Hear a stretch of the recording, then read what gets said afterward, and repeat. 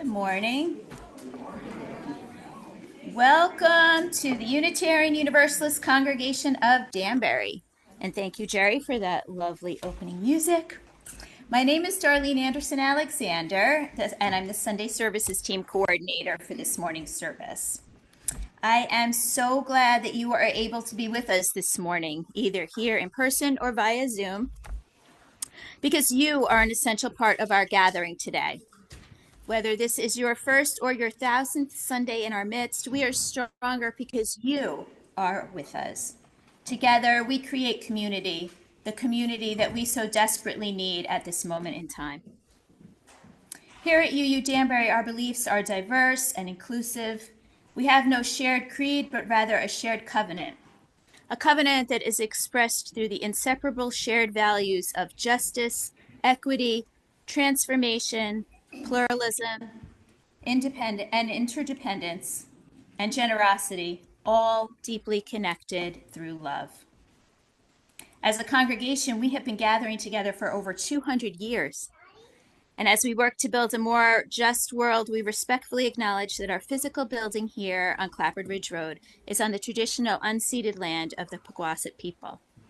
We are currently actively working on ways to be in relationship with and support the Golden Hill Pequawset tribe. Our roots are deep and yet, of course, imperfect. This morning, we welcome the Reverend Dr. Jan Carlson Bull to our pulpit. In her decades of ministry, Reverend Carlson Bull has served the Unitarian Church of All Souls in New York City, where as assistant minister, she provided pastoral care, headed a number of social justice initiatives, and preached periodically. In the wake of the events of 9/11 and the aftermath of Hurricane Katrina, she provided on-site pastoral care and trauma response with what is now our UU Trauma Response Team. Reverend Jan is currently active in the UU Retired Ministers and Partners Association, local and regional social justice initiatives, and periodic guest preaching, such as today with us. Reverend Jan resides in Middletown, Connecticut with her husband, Dr. Daniel Bull, and their beloved mutt, Pablo, and is trying hard to spoil their 3 wonderful grandkids. Next week, Reverends Tony Lorenzen and Sierra Marie Gerfeo will lead an all-ages service focusing on how to repair injustice in the world as something all of us can do. And we have an announcement this morning from Lisa Horton. And Barb. Quick. Begrudgingly. Except we told them this was our last announcement, like last week or whatever. But this is the last announcement. This is it. So we had our auction, and it was wonderful for everybody who came. It was a lot of fun to be back in person. And we, this year, raised over $26,000, of which we have expenses, and so we are netting out at $25,416.28. And we raised $9,640 for Camilla's Cupboard and the Center of Empowerment, which is about $7,000 more than we've raised in the past. Yeah, and more than our goal, much more than our goal. Thank you all. Right, that's all. So to learn more about what's going on at UUCD, please see your order of service, our weekly email newsletter, and the events calendar on our website at uudanbury.org. Before we begin this morning, I invite you to greet your neighbors, either here next to you or others joining you on us online. And please also take this opportunity to silence your cell phones.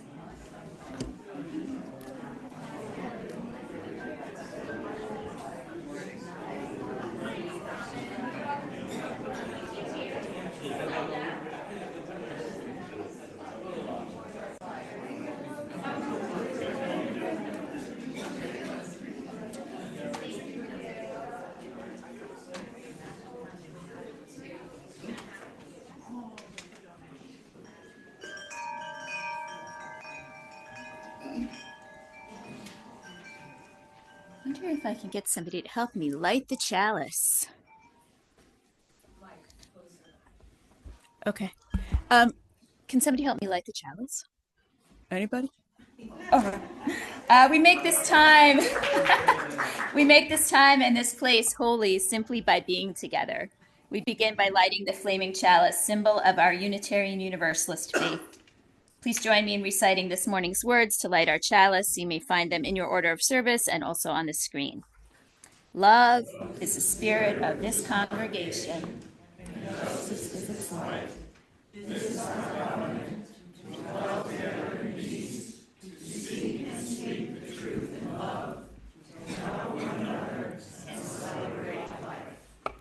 And now please rise in body or spirit and join us in singing our hymn of welcome, number 1003 in the Teal hymnal, Where Do We Come From?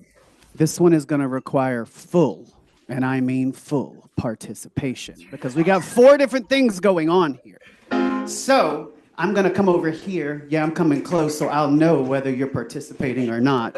We're going to start back here. When you get into your part, you just keep doing your part the whole time, and we'll keep adding to it. So we're starting here. Where do we come from? Who are we? Where are we going? Where do we come from? What are we? Where are we? Go one more time. Where do we come from? What are we? Where are we going? Where do we come from? Where do we come from? Mystery. Life is a riddle and a mystery. Mystery, mystery. Life is a riddle and a mystery. Where do we come from? Where are we going? Where do we come from? Where are we going? Where do we come from? Where are we going? Where do we come from? Where are we going? Where? Good job.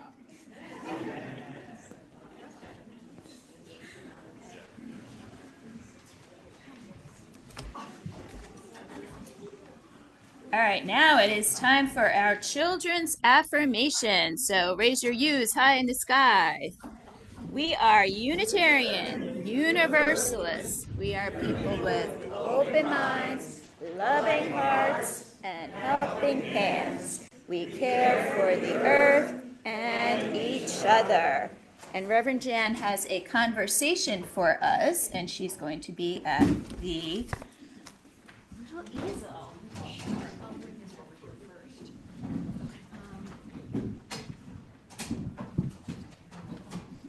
Do you want the mic over there too?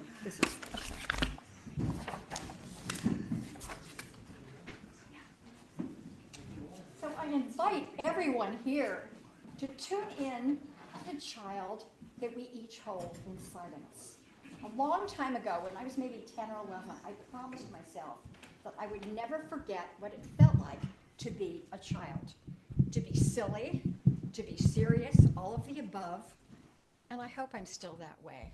Anyway, so I invite you to move along with me.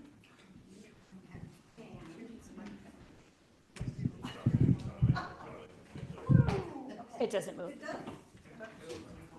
And kids drop things. What do you think this might be? Oh my gosh. Yeah. Okay, a mountain, maybe a little bit less than a mountain. A hill.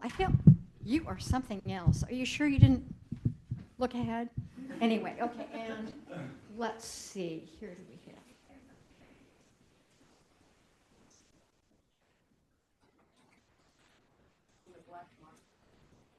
Now my artistic gifts get a little sketchy here. Request for a black marker. Okay. How about a red marker?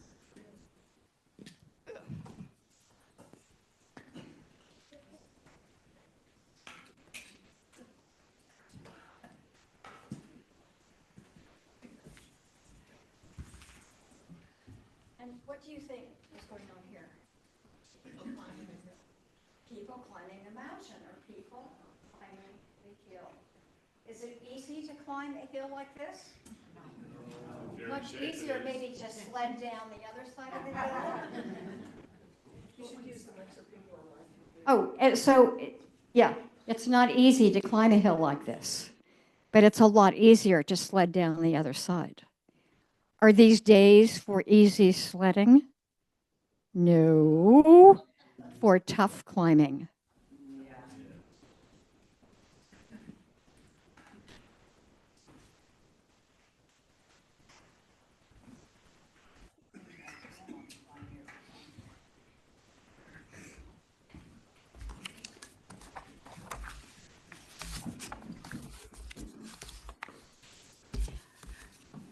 Just 4 years ago, a young woman, 22 years old, offered a poem that she had written on the occasion of the inauguration of still President Joe Biden as President of the United States. Anybody know her name? Amanda Gorman. And how about the poem she shared? The Hill We Climb. The Hill We Climb.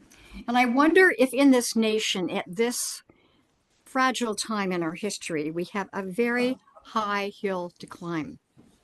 This morning, I'm offering just a few verses from her poem, but if you're curious about more, you can readily purchase her book that I held up, or you can even go online and find it.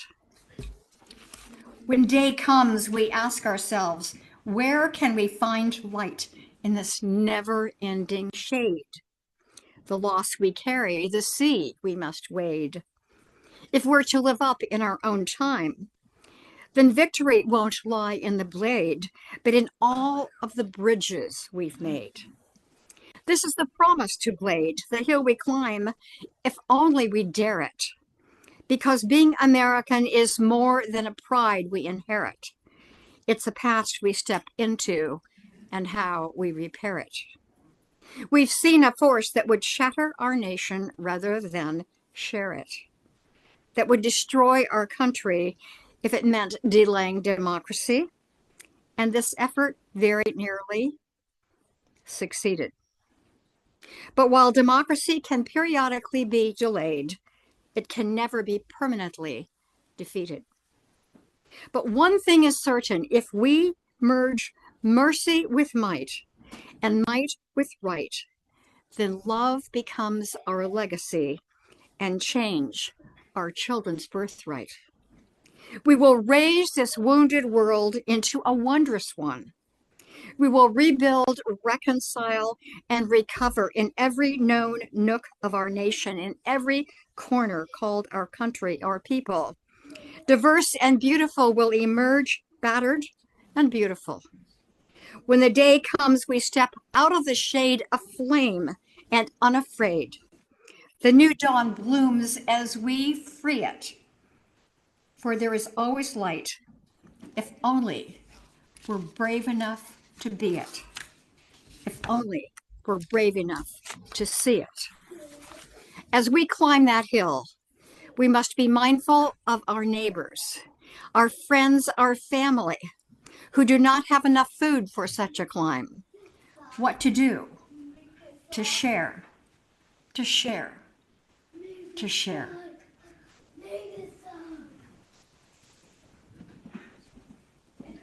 Food collection will now be taken. I don't think we have any of our usual children to help, so maybe we can, all just help each other. Bring our food up here. From you I receive, to you I give. Together we share, and from this we live.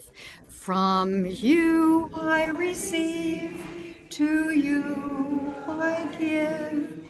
Together we share, and from this we live.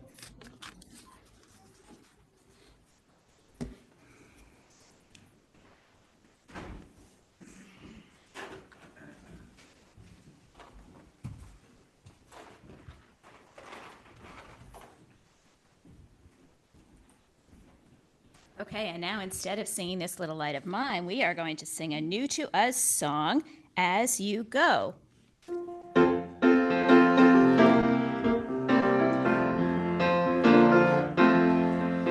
We hold you in our love as you go, as you go. May your heart be at peace as you go. To nurture the spark of your precious lives. We hold you in our love as you go. We hold you in our love as you go. May your heart be at peace as you go. To nurture the spark of your precious lives. We hold you in our love as you go.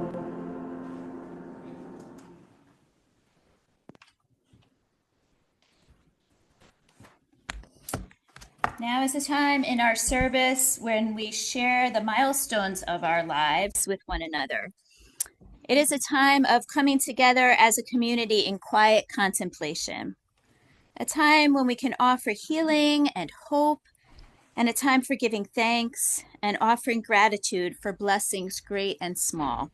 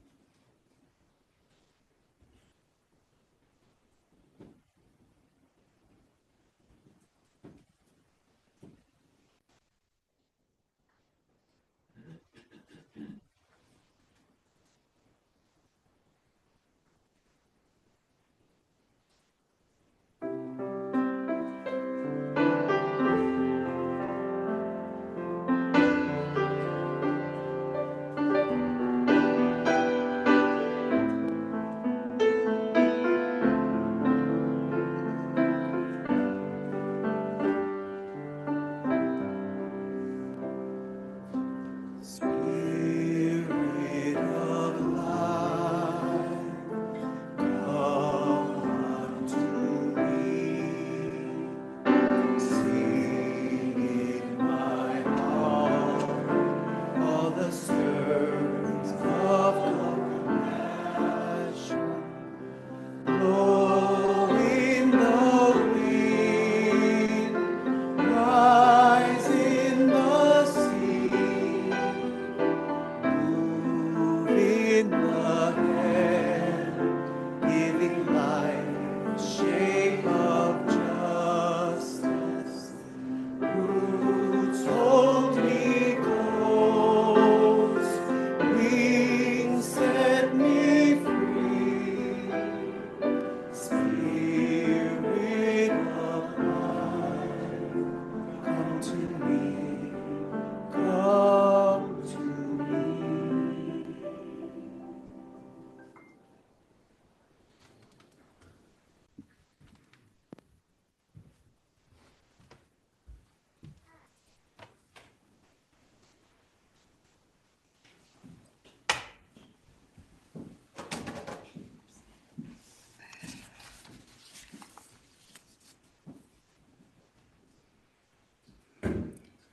"20 years ago, almost to the day,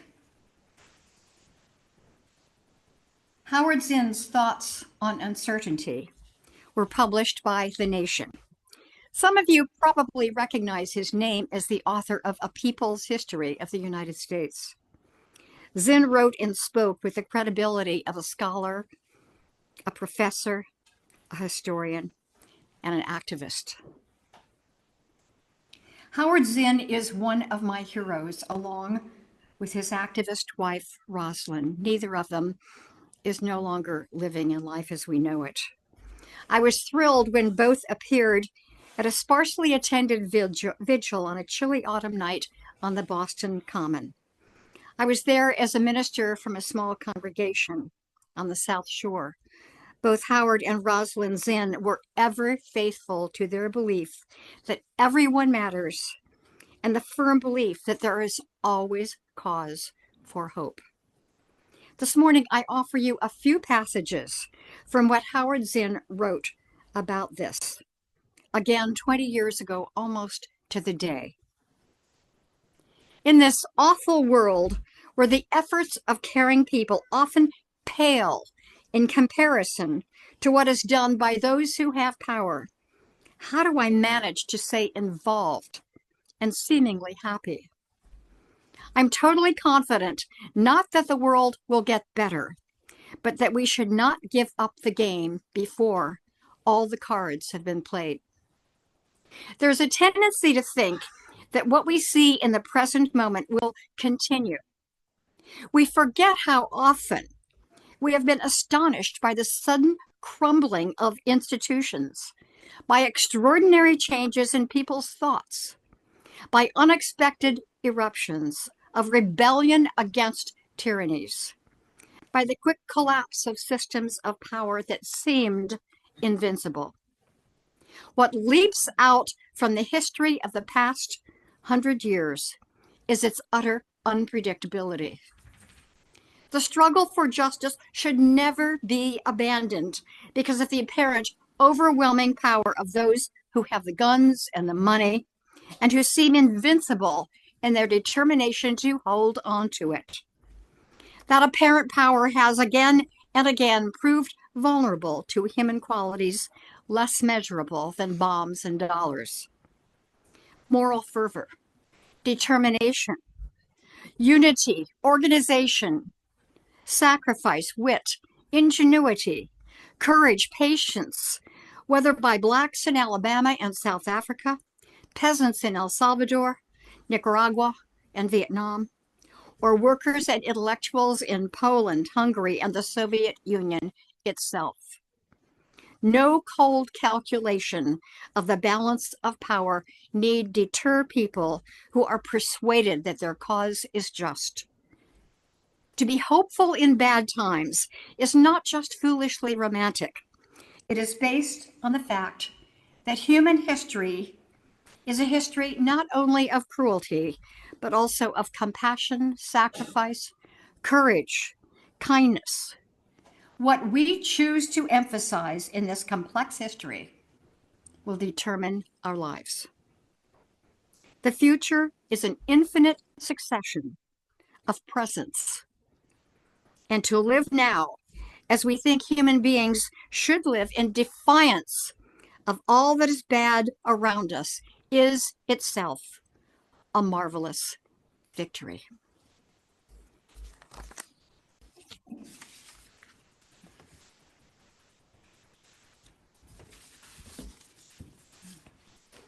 When we give our time and energy to the work of this congregation, and when we donate to its financial support, we are giving gifts to each other. Each one of us gives to and receives gifts from all of our members and friends, and together we give to the community at large. There are multiple ways to give this morning. The offering plates will pass here in the sanctuary. To give electronically, you may use the QR code that is projected on the screen, and you may also mail a check to UUCD at 24 Clapboard Ridge Road in Danbury. The offering will now gratefully be received, and thank you for your generosity.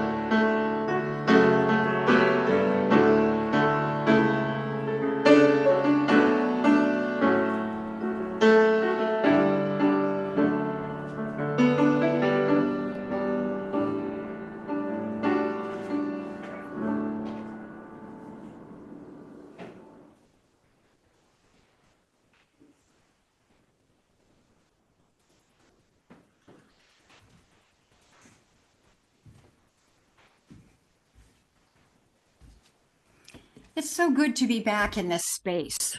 I was telling Darlene earlier that the last time I was here, when things were a bit differently structured than they are now, Barbara Fast was your minister, and I was an interim in Kingston, and we would meet here for our collegial meetings. So I have many poignant memories in this space. And thank you for welcoming me. And it's so good to be here with you across species. I'm talking to you, Daisy. And I could say, oh Lord, what a morning. 6 years ago today, I was in Vietnam. 2 friends went with me, one a colleague. We joined a group of 10 led by Dr. Ed Tick, a co-founder with his wife Kate Dahlstedt of a nonprofit aptly named Soldier's Heart. Song Phan Tran was our Vietnamese guide. I'm still in touch with both Ed and Song. Some among us were veterans. Some were trauma specialists working with veterans. Some were veterans of a different sort. Barbara and Linda and I fell into this camp, marked as we were by still raw memories of love and loss in this war that never should have been. As Ed has reflected across the years, wars do not end when we are told they are over. Wars do not end when we are told they are over.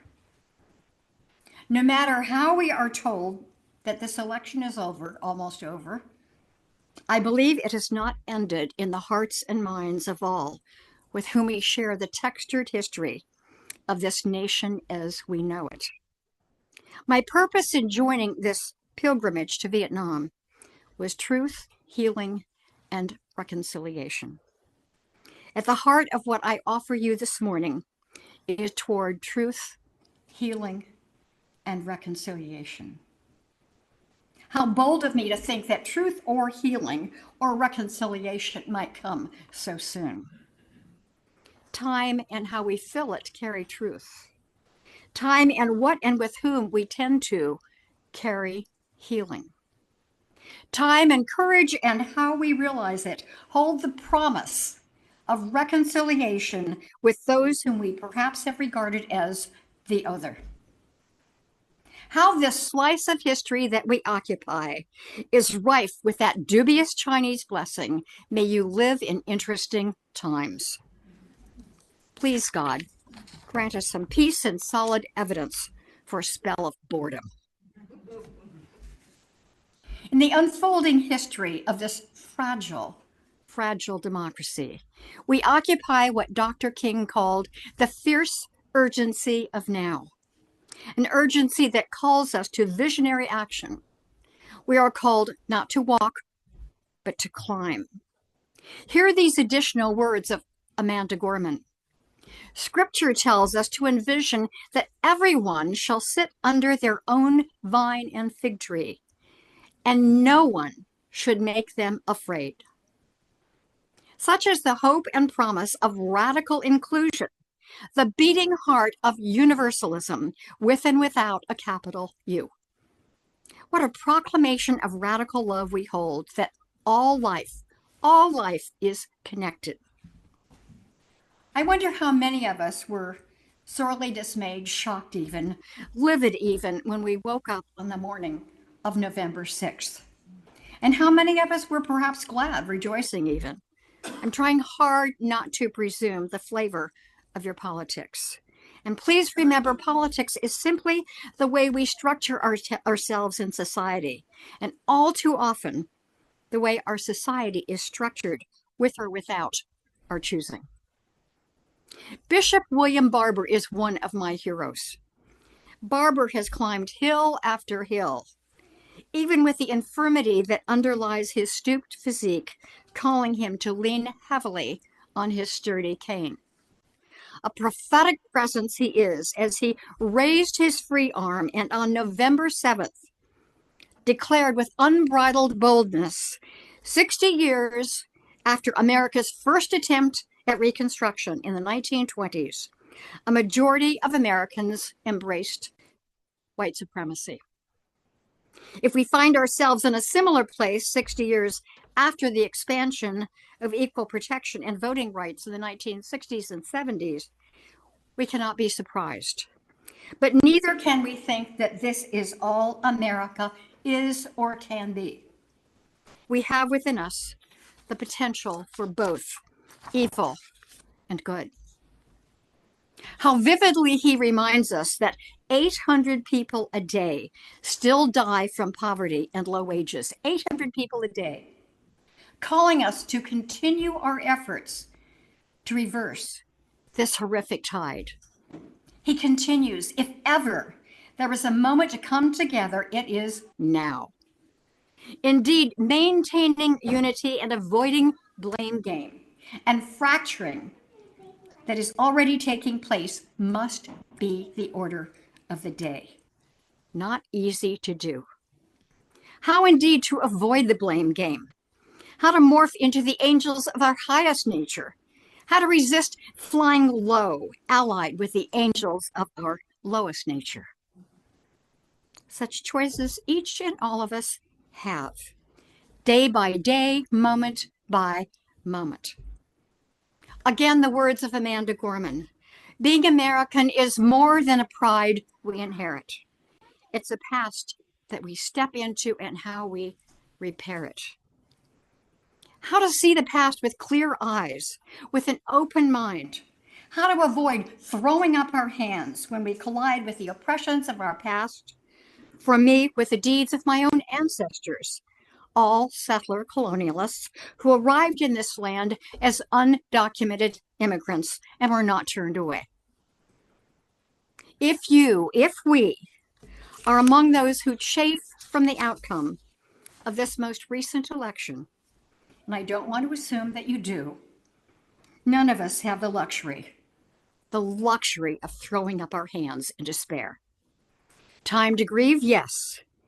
And then time to summon that grief and transform it into scaling that challenging hill before us. None of us, absolutely none of us, can climb alone. Nor can we dare to claim a covenant of faith that calls us to use the democratic process within our congregations and society at large, unless we engage in it, no matter the cost. I was more or less blessed by a mother, who was wise and savvy. Throughout her century-long life, Lillian Edwards White had no patience for whining. My brother and I knew it well, as she admonished us, lips pursed, do not whine. So too did my favorite columnist, Nicholas Kristof, not give his readership permission to moan and groan. In my chosen topic for this morning's message, What Now?, I unwittingly synced with Kristof's leading sentence from his November 6th op-ed in the New York Times. What do we do now? For those who think as I do, the election feels devastating. This will be a test for our country and each of us, so let me offer a manifesto, Nick Kristof's words, for how ordinary Americans of my ilk can respond. And Kristof proceeded to a 15-point manifesto. I'll spare you all 15 points. I free associate with the 99 Theses posted by Martin Luther on the door of the church in Wittenberg well over 400 years ago, with perhaps a similar level of import. Jumping off the page of Kristof's to-do list. I will be a watchdog, not a lapdog. I will back organizations fighting to uphold human values. I will be alert to gender nastiness. I will help Ukrainians. I will back humanitarians around the world. I will share Thanksgiving with relatives, even if I think they're nuts. And perhaps the toughest, instead of despairing, I will find purpose. Principles and purposes, amen. Stop Look, listen, reflect, delve into the depths of your hearts, plumb the texture of your souls. Reminded as we were by the late Howard Zinn, to be hopeful in bad times is not just foolishly romantic. It is based on the fact that human history is a history not only of cruelty, but also of compassion, sacrifice, courage, kindness. What we choose to emphasize in this complex history will determine our lives. Let us never forget that we are co-creators of history. Our children, our elderly, our middle-aged, our middle of the roads, our far left, our far right, are far from right. The dubious and promising, but wholly expansive we. Might we seize the fierce urgency of now? Deep breaths, hiking boots maybe, friends and otherwise. All of us together, we are called to walk up that hill. A trek of peril and promise, a pilgrimage that promises nothing less than transformation. Will we, could we settle for anything less? May it be so, and amen. So many stories we have to share, and so I invite you to hold that up in singing verse 3 of When Our Heart is in a Holy Place. Number 1008 in your teal hymn books. However, you can see the words on the screen. Let's sing together.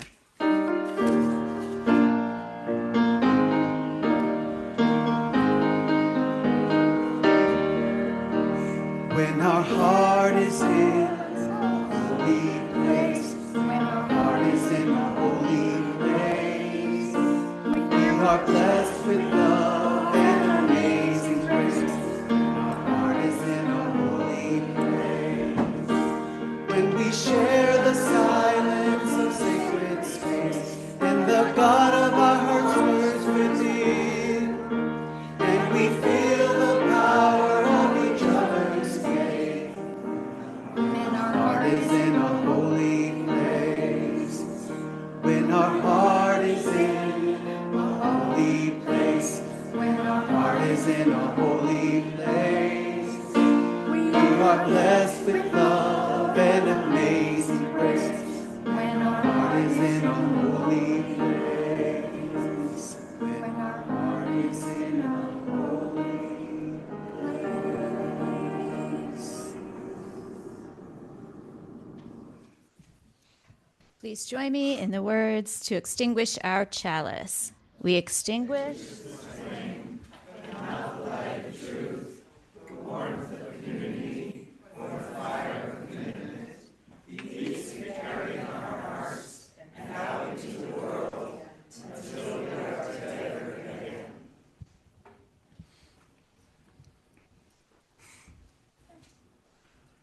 As we prepare to depart from this place, may we go not quite in peace, because probably most of us aren't quite at peace, but may we go restless and committed and energized to move ahead, perhaps against the grain, with courage, hope, and the knowledge that all life is connected, perhaps the most radical of our values. Go in every ounce of love we can summon. Amen.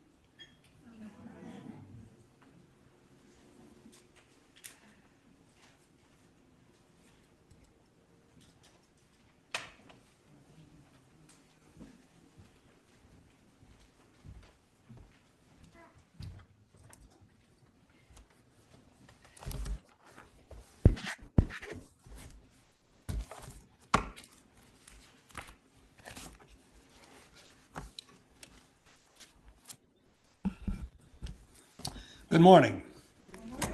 I'm Joe Gelati, and I feel so fortunate to have this opportunity to say a few words about Veterans Day 2024.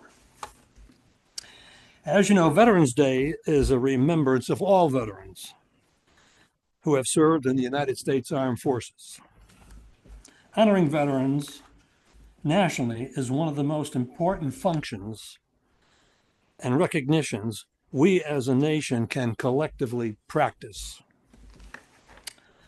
General Lloyd Austin, Secretary of Defense, quoted, "Our service members and veterans chose to put service before self."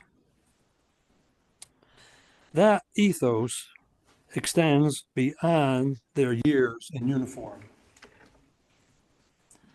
The word ethos, unfortunately, is not within the spectrum of my vocabulary, so I had to look it up. Ethos means character, sentiment, or moral nature of a person. General Austin further stated, "Many of our veterans continue to serve their community after serving their country and enrich our democracy as leaders, teachers, coaches, mentors, and more." Deputy Defense Secretary Kathleen Hicks stated, quote, that Veterans Day honors the commitment, the sacrifice, and the extraordinary contribution of American veterans, past and present. Veterans have enabled all Americans to enjoy the freedom we hold today, end quote. I have two other items that I want to cover this morning.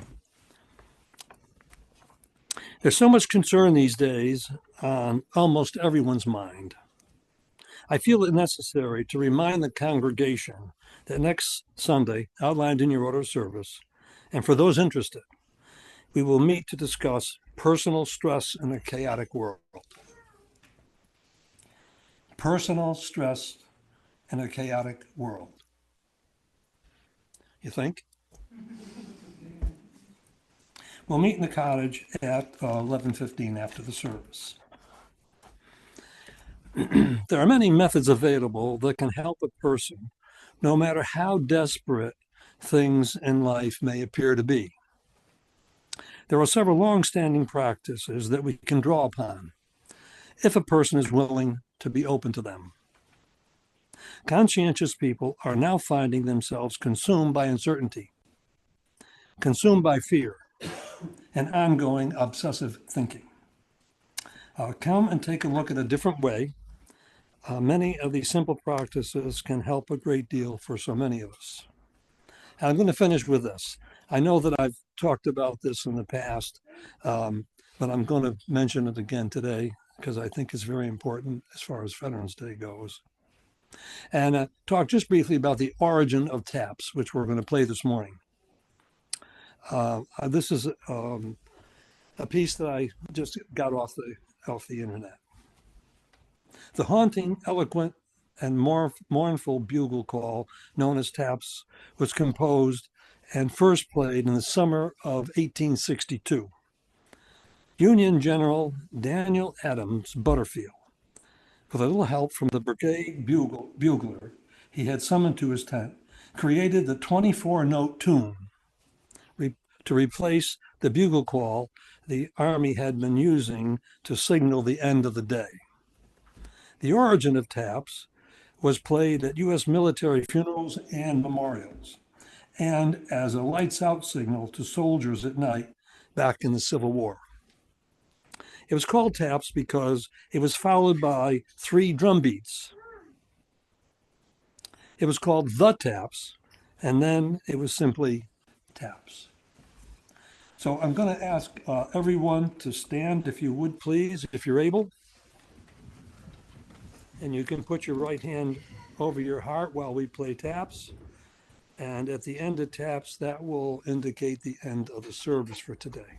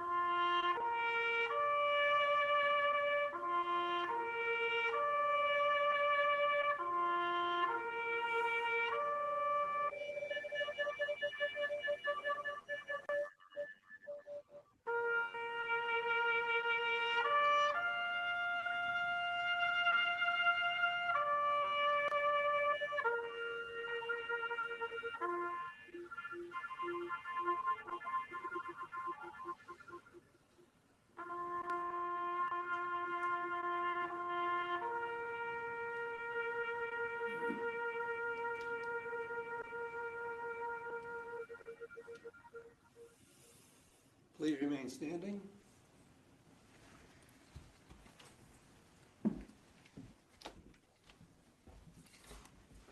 Thank you so much. Thank you.